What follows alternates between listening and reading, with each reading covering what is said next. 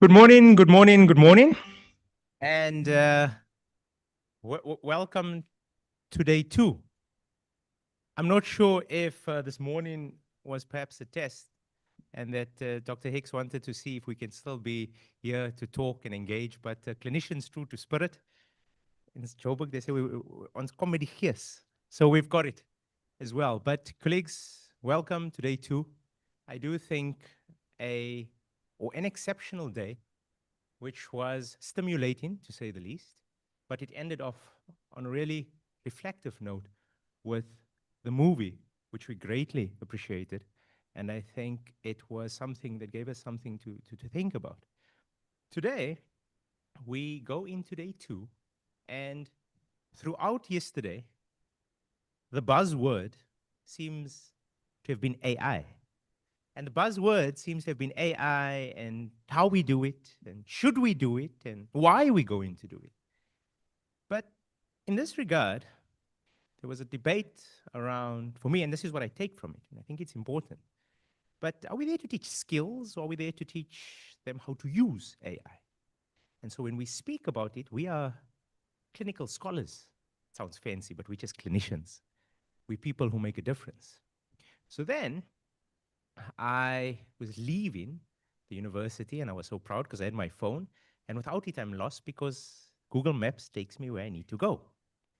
And despite trying to memorize and remember and do whatever else, Google Maps died because my phone died. And I was lost. And then luckily we had the UJ colleagues until her phone died. And it brought me to reflect. And then we had another phone, but I don't think the operator was well prepared to operate that Google Maps because it didn't work. But it brought me to think about that we are here teaching and wanting to engage on AI. But have we ourselves, in a collaborative manner, engaged with it to perhaps upskill ourselves, to perhaps interrogate it as a tool, as a teaching methodology? And I think the power of clinical legal education lies in the fact it's about learning through doing. And so immersing myself in this idea that I was reliant on a tool, Google Maps, which when my phone died, I felt completely lost. I felt abandoned. I felt vulnerable. And so I think that must take us to what is it that we're seeking to do with this tool. But particularly to the Saulka delegates, tomorrow we go into an AGM. We go into, in my opinion, a consensus-seeking approach to how best navigate the new challenges, or how do we engage in the next wave of clinical legal education. But we have to be reflective. Reflective on the base that as a clinician, I realize that as much as we speak on AI, as much as we speak on tools, for me, what I take away from yesterday, the single biggest asset I feel that we have is each other. I enjoyed the communication. I enjoyed the discussion. I enjoyed the camaraderie amongst clinical colleagues. And no matter the challenges, I felt somewhat renewed insofar as energy is concerned. I felt somewhat renewed with my passion, my enthusiasm. But the idea becomes, how do we capture that? And so taking away from this gathering, and particularly going into tomorrow, how do we maintain it? Colleagues, in 2025, we speak on AI and as a tool, and does it enhance the clinical pedagogy? But we had an IT working group under the Saulka umbrella, and the IT working group died. And it died a natural death because clinicians didn't contribute and didn't engage. And so in this regard, as we go into tomorrow, particularly the Saulka delegates, but for all delegates, it might sound cliche, but Gandhi said, be the change that you want to see. And so I invite you, as we go into this approach to tomorrow, as we engage in, once again, being refueled. I know that Mr. Amir Mia is going to engage us in a plenary and the like, but I'm hoping he's going to share to him, and I was in a session that I facilitated, and he shared with us words that was advanced to him by Justice Colopin when he was appointed to the position. And those words stuck with me yesterday. And I'll ask that he reflect a bit later and share those words. But let us maintain the enthusiasm. Let us look to collaborate, to network, to engage. And I'm also confident that despite the challenges, we sometimes forget the success. Colleagues, we've got with us today our partners from Zimbabwe. We've got 4 university law clinics that are here today represented. We've got a base that when these colleagues walk in, we speak on regional integration. They know clinicians because they've been to the university law clinics. And so we've built relationships, we've built networks. I'm often accused, I'm saying, of being an optimist. But the glass must be half full. So let's go. The glass is half full. Let's take the networks, let's take the relations and build on. There seems to be some tired eyes. There seems to be some lowered spirits, but today we know after that coffee, we shall engage, and we look forward to tonight. Thank you.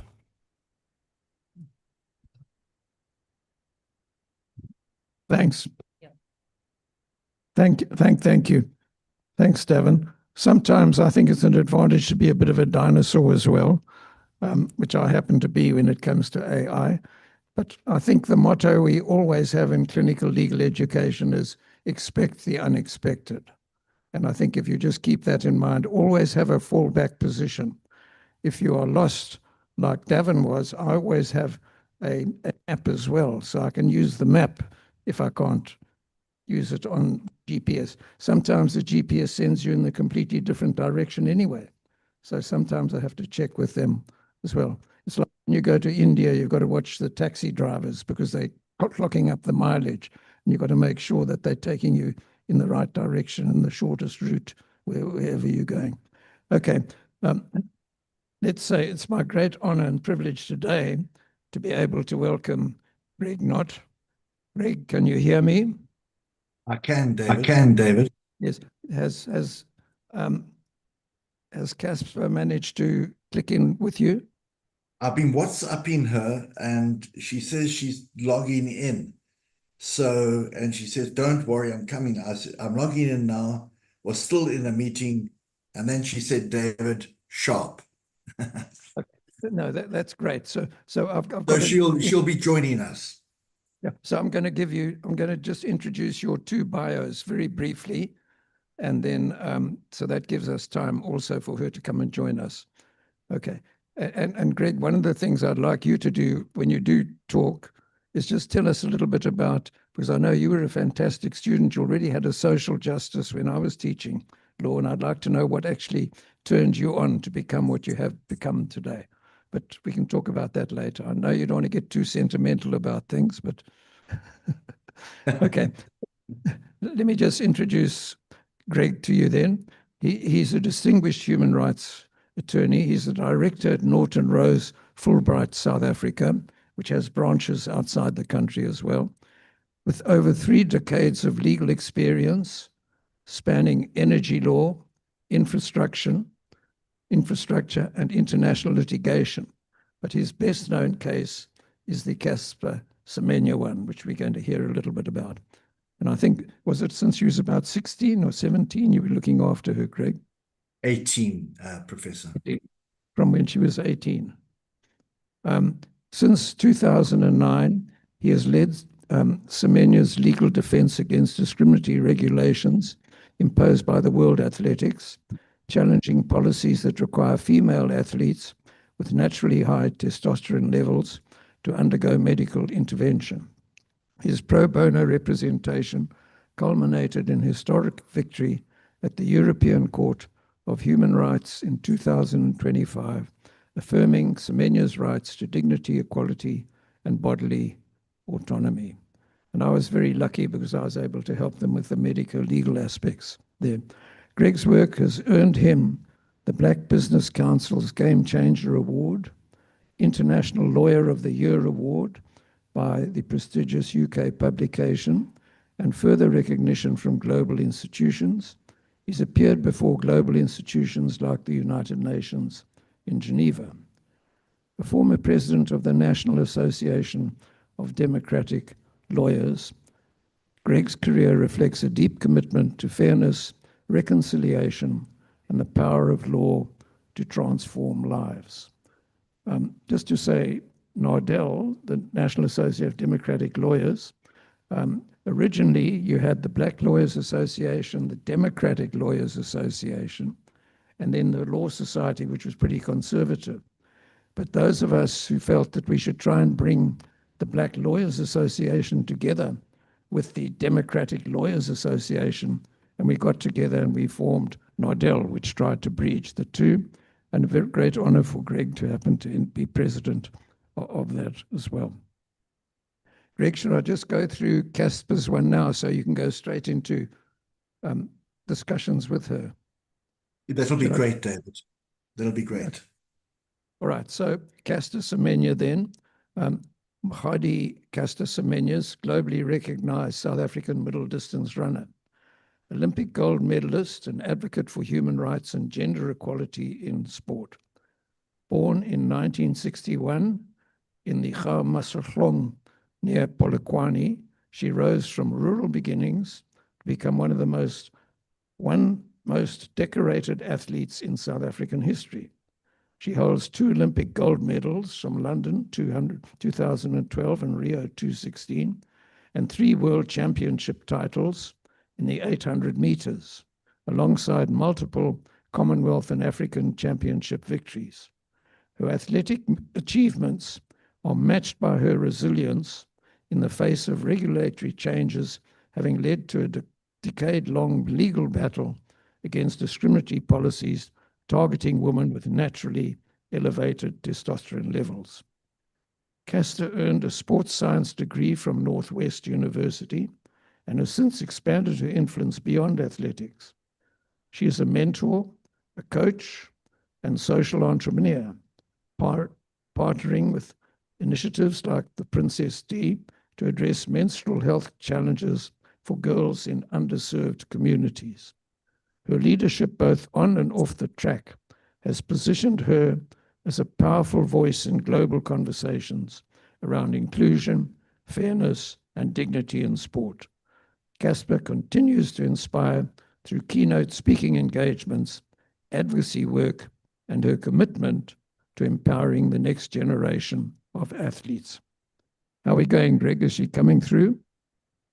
David, I've just received a WhatsApp from her to say, can Hazel please resend the Zoom link? Okay, I'll do that. Hazel, if she's here, can she resend it? Thanks. Should I just briefly mention, I think, what I said in that opinion I did for you guys or not? Or are you going to talk about? I think that would be great, Prof. All right. What I wanted to do was just tell them about, compare her with Michael Spinks. I don't know if you're going to do that. Please do that. Yeah, do that. Michael Spinks, you might have heard of him, a famous American swimmer. He has got more gold medals than anybody else. But Michael Spinks has size 20 feet, much bigger feet than anybody else has got. He's also got a condition. Now, when you're doing athletics or using things, your muscles get tired because you secrete,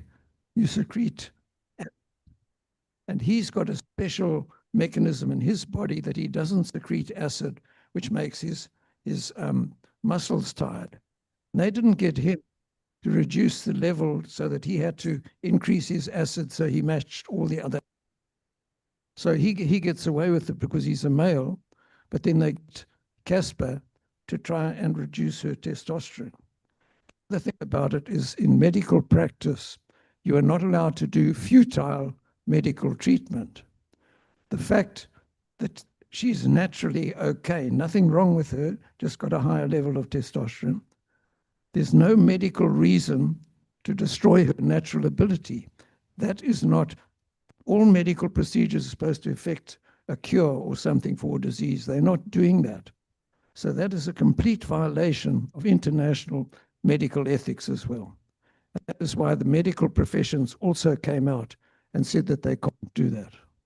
So it's a clear case of discrimination, and that is why Greg and his team were able to take it all the way through. Okay, thanks. Greg? Professor David, Custer has just joined us. David, I wonder if you couldn't just give a few more lines about Custer as she's on. I think it'll be appropriate and nice for her to hear the wonderful words that you've put together. All right, should I just go through it again? I think. I'm sorry, not for me, just for Custer. Okay. Castor, welcome. We're very pleased to have you with us today. We've read your brief CV to tell them what a great middle distance runner you are, and that how you're a gold medalist for them, and how you've come from very humble beginnings, and the fact that you've held all these international titles. But what we've also said is that you've gone way beyond that now.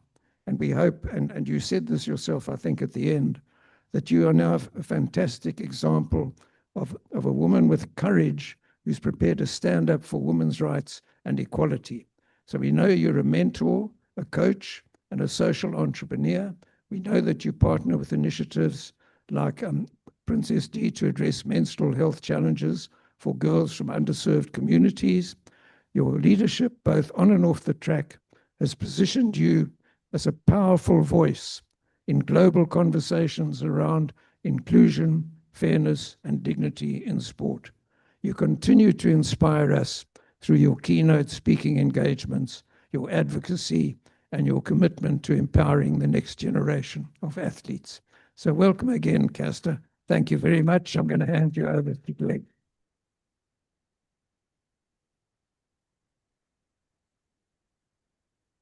Should I start, David? Thank you. Yeah, Greg. Well, first of all, let me just We've lost congratulate Castor. you. We've lost Castor, I think. Yeah, first of all, hello, Castor. Good to see you. And thanks Good for morning. making Good to see you guys. Good to see you. You're looking great. Thank you. You always look great. Thank you. Professor, may I just start off by saying congratulations to you and the organization that you've created over 40 years. It's phenomenal, and you said to me, don't get sentimental earlier, but to see the way that you've grown influence across regions and the world is quite exemplary and quite inspirational. So I'd like to say congratulations to you, the team, and all the people that you've put around the world together. Well done. I'd like to, you've put a few questions out here and then for Custer. And one of the questions you asked me, David, you said, did your university law degree program at UND, now UKZN, influence in any way regarding the future direction of my legal practice? And David, may I just say that I was very fortunate to lead the University Law Council at the time that you were dean. And for me, you were the Clint Eastwood, not politically, but you were the Clint Eastwood of lecturers.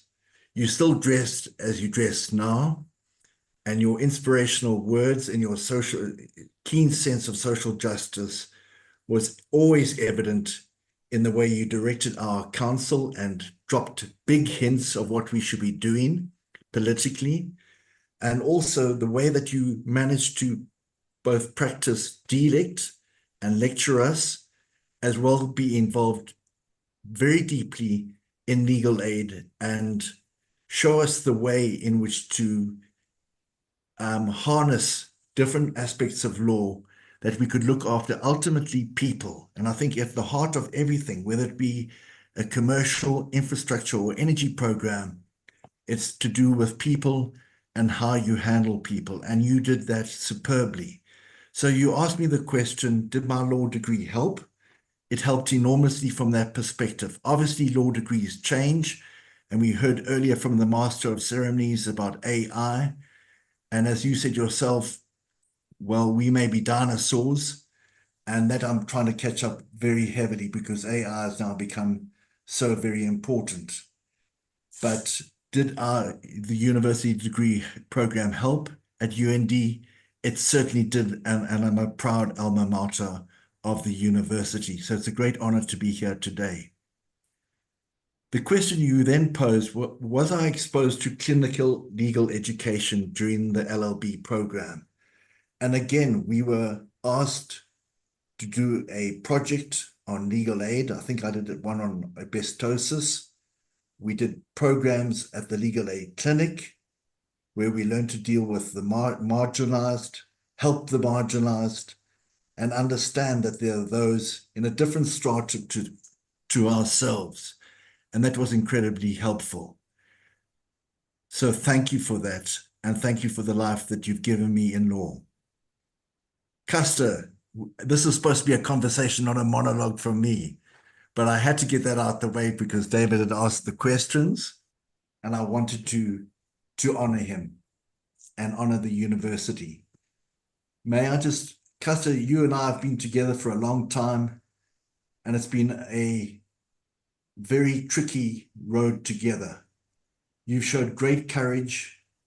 You've showed great ability to deal with very tricky situations, and one I can only be proud of. I sit here today as a leader of a team, but as I said to my associate at the time when I first met you, this is going to be a lot easier than anticipated because of Custer. It's been you, really, at the end of the day, that has led the fight. It's been your courage and your ability to handle all that the world, and I really mean the world, has thrown at you. You've been an exemplary South African, a wonderful person to lead the fight. And it's been you who have led the fight, and ultimately in 2025, against a country in the world and win. It's quite remarkable. And I don't think people realize how big it actually is. But those who follow you in time to come will realize the steps that you've made and the running that you've made. Sorry, I've just got to switch off this phone. So Custer, when did you first experience people becoming to recognize that you are, let me put inverted commas, different? Oh, and let me just give you a plug first of all. You've written a fabulous autobiography called Custer Semenya. and you traverse all these aspects of yourself very honestly and very candidly. And this Yes. book we got it exclusive. So I thought, let me give you a plug. Thank you, thank you. Now, thank you for like a tremendous introduction.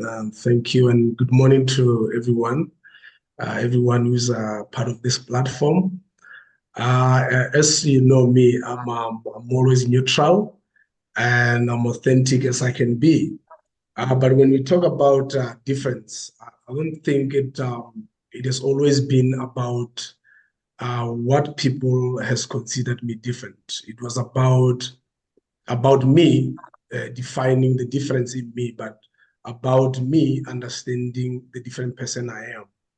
And I think it's more of as a person accepting, the blessing you get from God.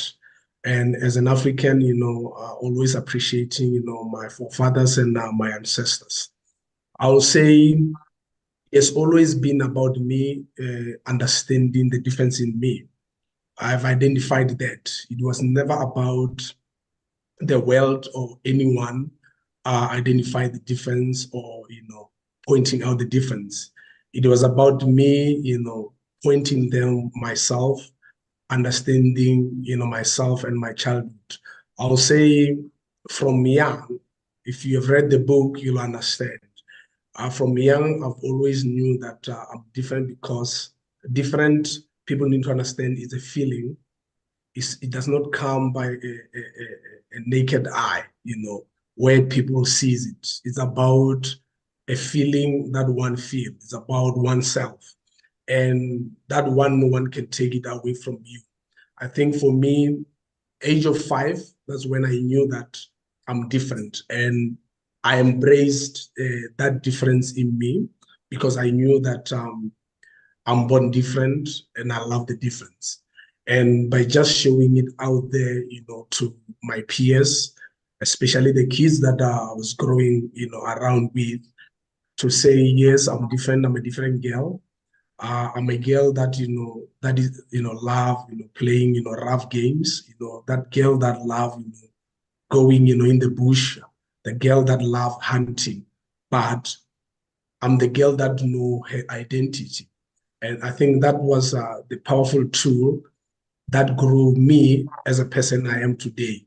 To say, look, I embrace my differences and I introduce it to you, the world, so you can see that there are still, people out there in this world that understand themselves. They have a best relationship, with themselves, and they embrace the uniqueness, of their life, to you. So you can accept that because it was within me and within my power to accept my difference, so the world can accept that. So to answer it in short, is that I found my differences and I introduced it to the world. And you did, Casa. You took that challenge to the world. David asked me the question, how did I come across representing you? And Yes. if you know the story and I know the story, but let us share it with the platform, that Of in course. August, you had won the World Championships in Berlin. You blew the track away. It was amazing. But what the world didn't know, there was controversy about testing and in South Africa and in Berlin, which was, in a word, gross. You won it. I then had watched you on television win this with young Thomas, who you know, one of my sons. And I went for a walk in the field the next day in our local park. And I said to myself, this is bullshit. Excuse my language, ladies and gentlemen. Custer is being bullied, and this is inappropriate and wrong.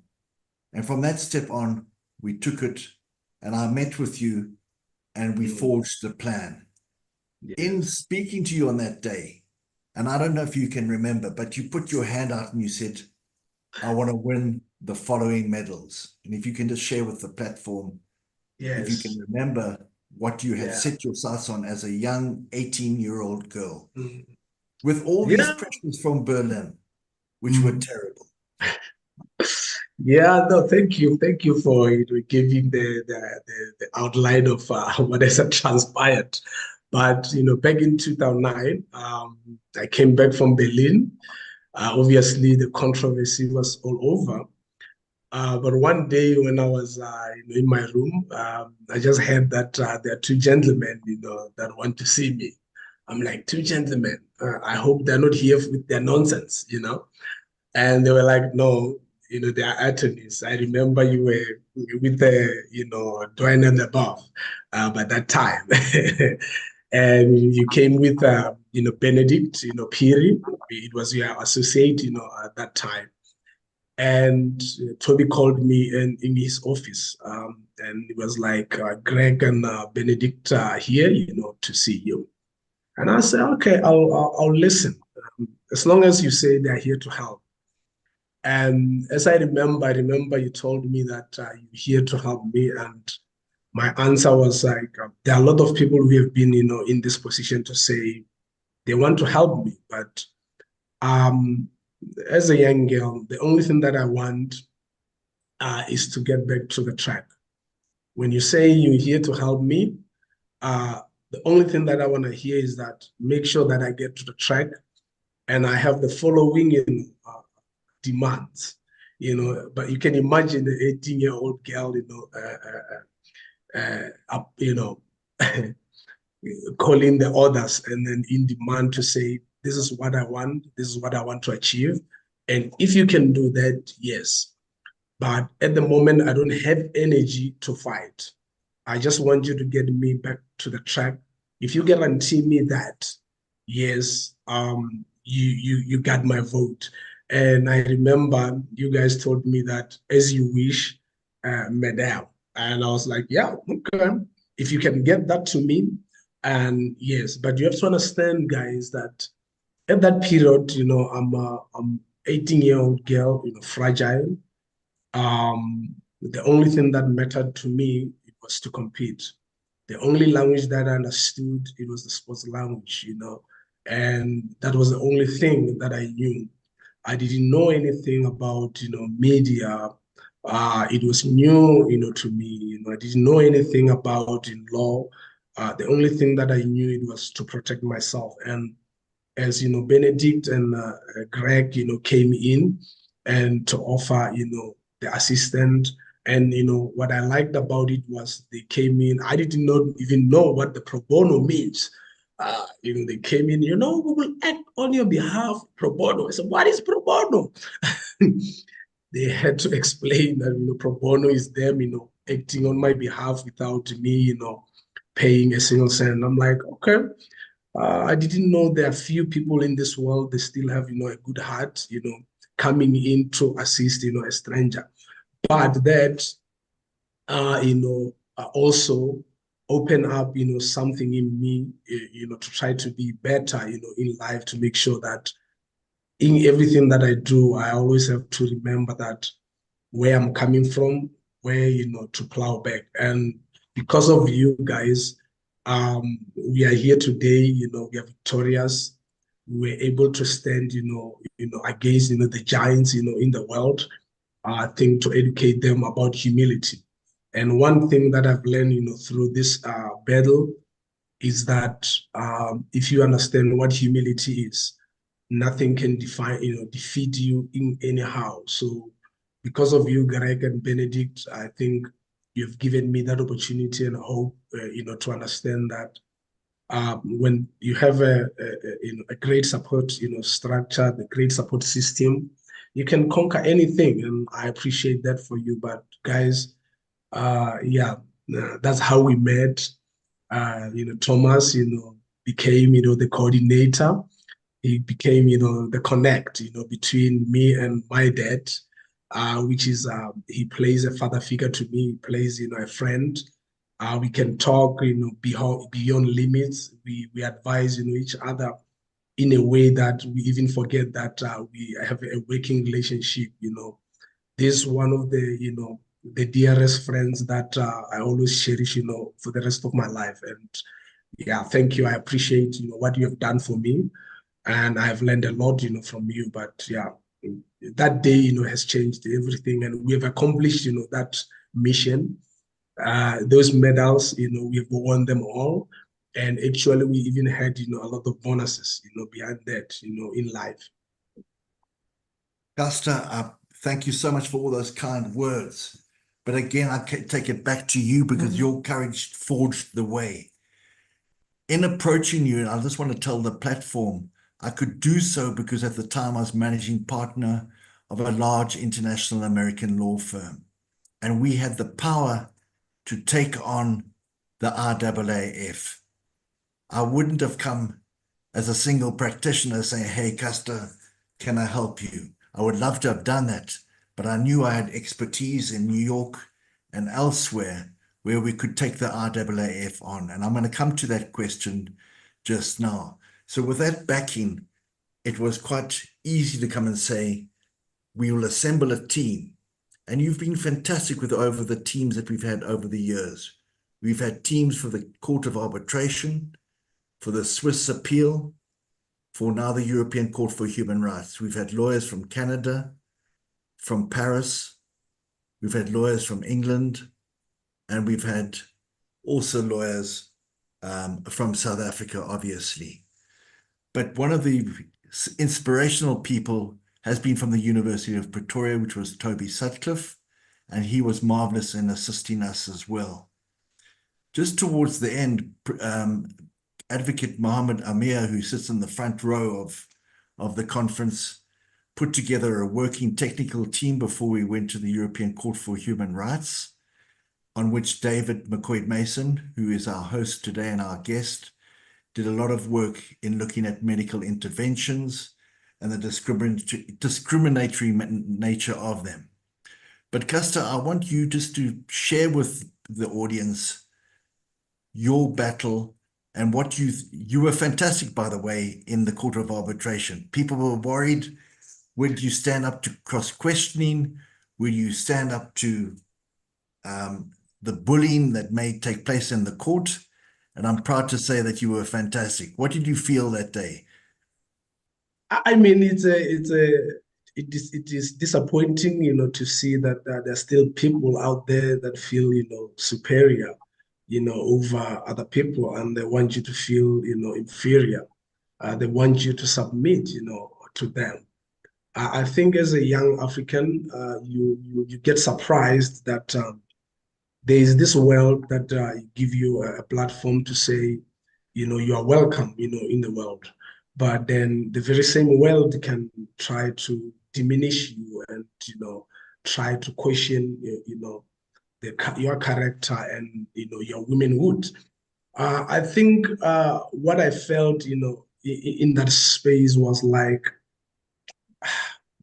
very disappointed, how, matters, were handled, how, most of the, the council, if we call them, how they handle themselves in terms of, addressing, issues and addressing, those matters.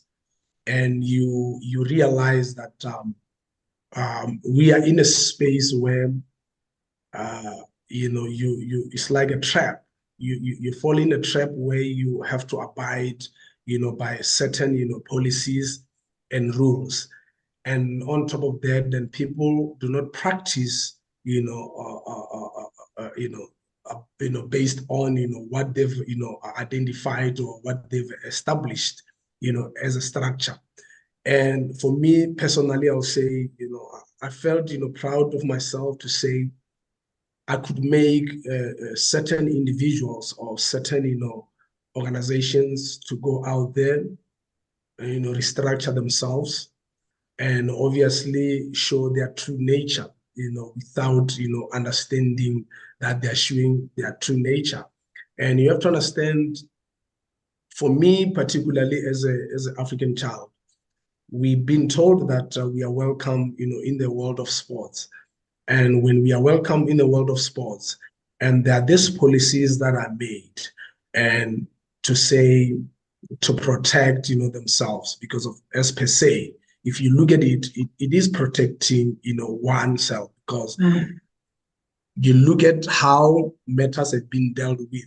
particularly with our previous encounters, where people are talking about due restrictions. But when we affiliate ourselves, in these organizations, those things are not mentioned to say you are, entering in this at your own risk. It's like we are affiliated members, but we are not being taken seriously and we are not being protected. That's what I felt, when I was in that room, to say, yes, I have this great team, on my side, but we are fighting a system that doesn't want to understand the meaning of humility, the meaning of what human rights are, the meaning of division. Because the minute you start, promoting division, it comes with, discrimination. It comes with oppression. So those are the things that I felt, particularly when I was in that room, to say, you are the boss. If you can handle such bullies where people are trying to, change your character on how you see things. They want to see how you react. And unfortunately, that was never, given, because I was not taught to react. I was taught to act upon, the situation, to say, I stand by my word, I stand by my values, and I am going to fight for what is right. But even Greg understand, the feeling, because he could see me that there were times where some of the things they will get, heated, heating and irritating. But I had to learn, to calm down and deal with that matter in a manner in which way, as an African, we are peaceful, we go there, we present ourselves in a good way, even though we are disappointed, but we still have to raise, our point. So we give the message that we want, our people to understand it.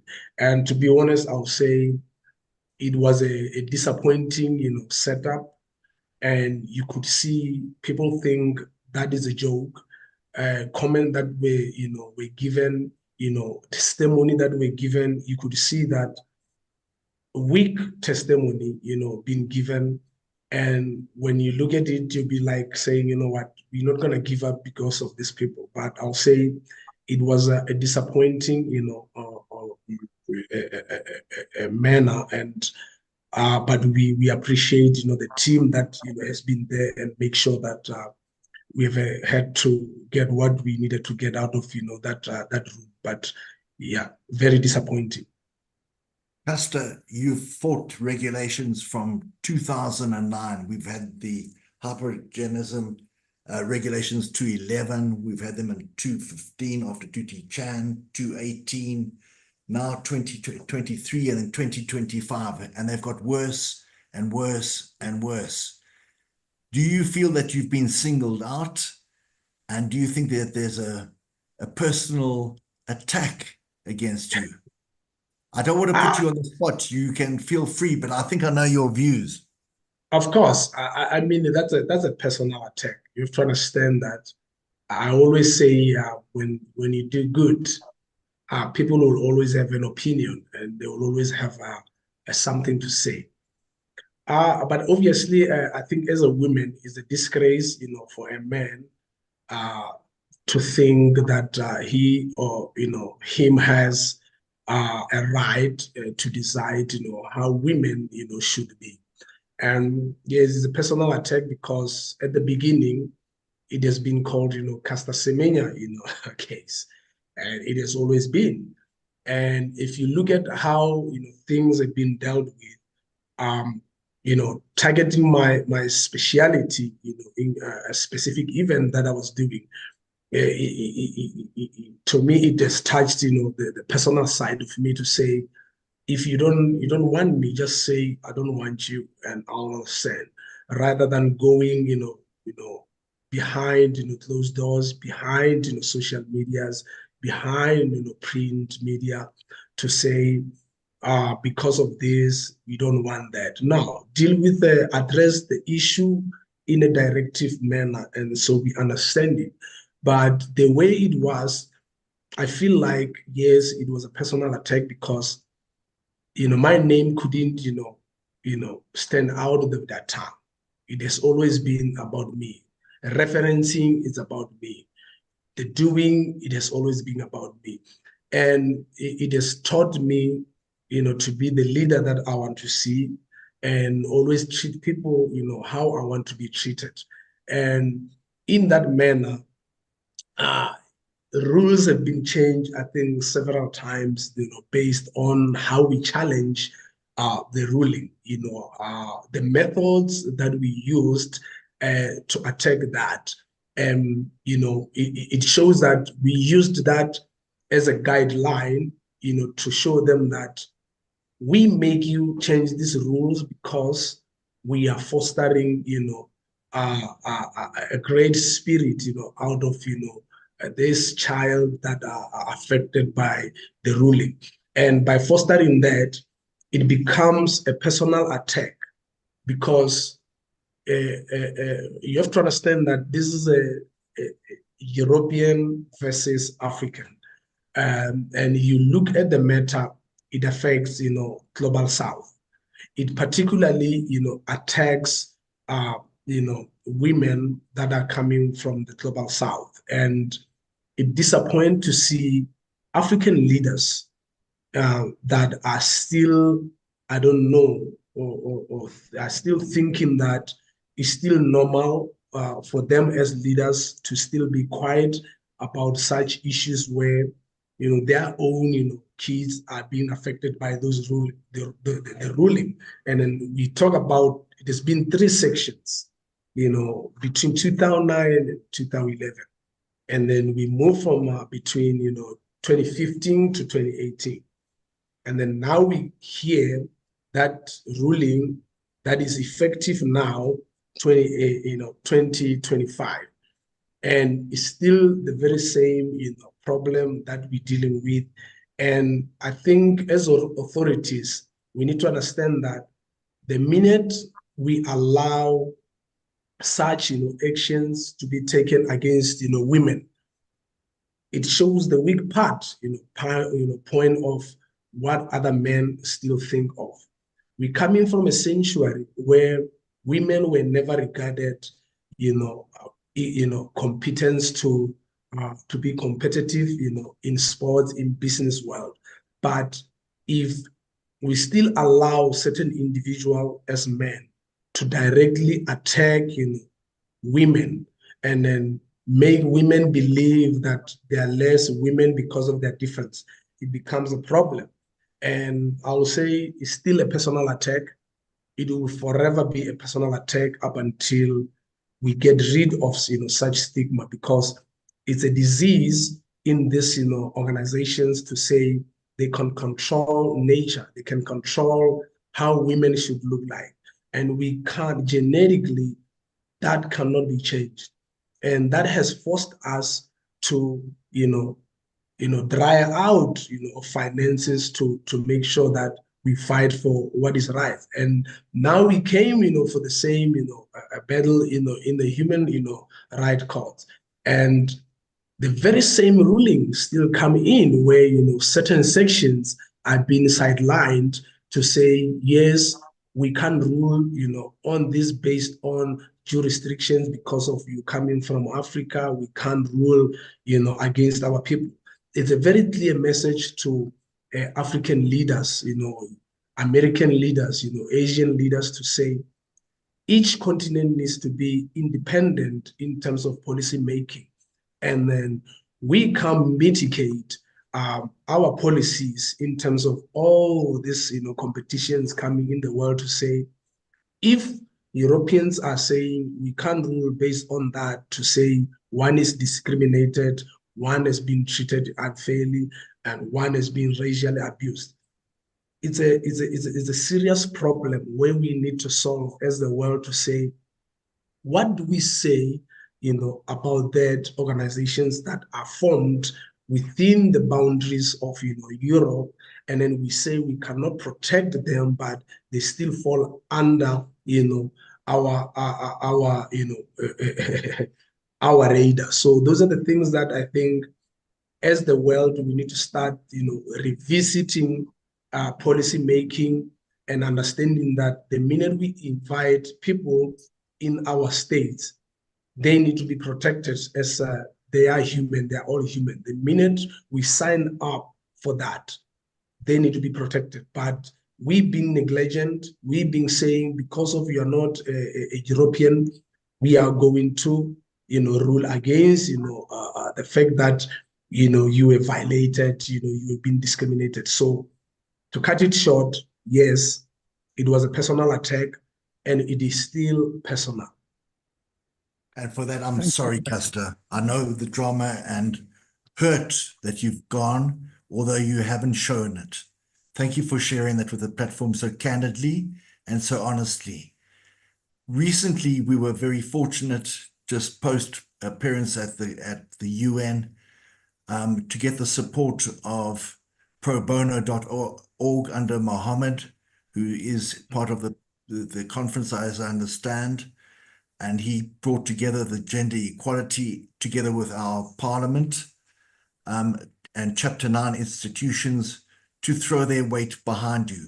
That's a step in the one direction. Yeah. Which is excellent.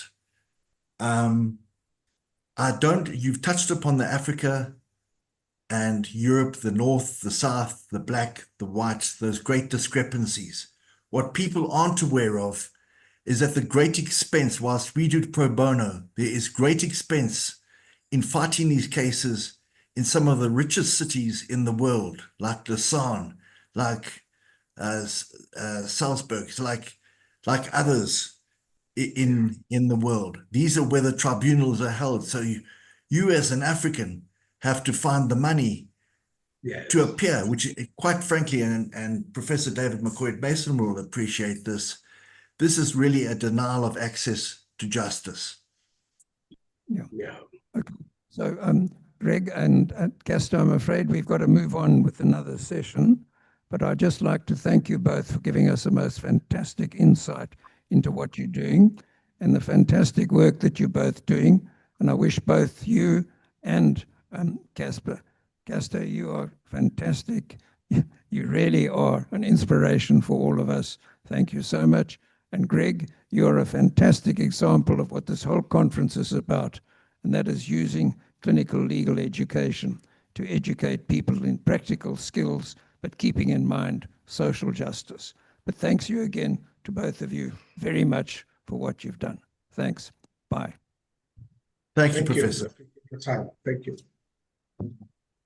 Thanks, Custer. Thanks, Greg. I'd say I would have liked Shafi to have said something, but tonight he's a guest speaker. And tonight you'll just comment, I think, on how, as Human Rights Commissioner and the acting chair of the commission at the time, you persuaded the Gender Commission and the government to support Casper. You can tell us a little bit about that tonight. People can talk about it. Thank you very much, everyone. Thanks. Bye.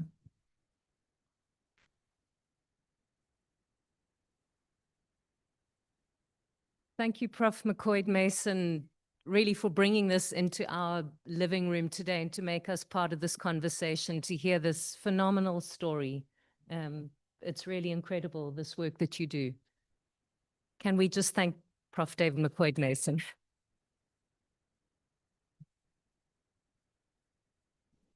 Thank you. So colleagues, we have 3 working sessions left with us this morning. We're going to pop right out now into our next parallel session 4. There are a few tweaks. We've got 2 rooms working in this next session now. We've got HC2, which is this one in the passage here, and we've got the school boardroom. So we'll have 2 presenters in HC2 and 2 presenters in the school boardroom. Professor Khan, you're off the hook. Our parallel session 5, all 3 streams are running. If you look on your program, so that's the session after tea. We're holding out for tea and coffee. That 11:15 session, parallel session 4, all 3 are on, HC1, HC2, and in the school boardroom. And then our final session after lunch today, we're going to again be working just the 2 rooms, HC2 downstairs. We're integrating two presentations together, and the school boardroom. But we will have our student team around with their green cards directing you. So all you need to remember right now is you're choosing either to go into the HC2 room outside here in the courtyard, or you're going to move upstairs to the school boardroom. Two other slight reminders. One reminder, the silent auction continues for the course of today. Please make your way again to the passage on the side next to HC2 and have a look at the artifacts that are up for auction. And please bid generously. Put in your generous competing bid, and you may then walk away with a fantastic keepsake from our gathering today over this week. We will come back together then, my friends, at 3 o'clock today for our final plenary session. So there will be a final plenary back here at 3 o'clock for half an hour, where exciting things are going to happen. We will have the final close off on the silent auction. So we will have our winning bids acknowledged and their artifacts handed over. Juta has a wonderful surprise for you. All the beautiful publications that you've seen, the clinical legal education, including our street law manuals, which are on display. All of those books and publications, Juta has decided to donate to Saulka, and will be handing these over to Saulka to in turn award to deserving clinics and regional partners. And then the final thing we'll do before we close at 3:30, Prof. McCoy Mason will brief us on our cultural evening place at our gala dinner tonight at 6 o'clock. Okay, clear as mud? Off we go. To HC2 or upstairs? Oh, Hazel, did you want to do a photograph? Hazel, we'll do a photograph later. Thank you. Off you go.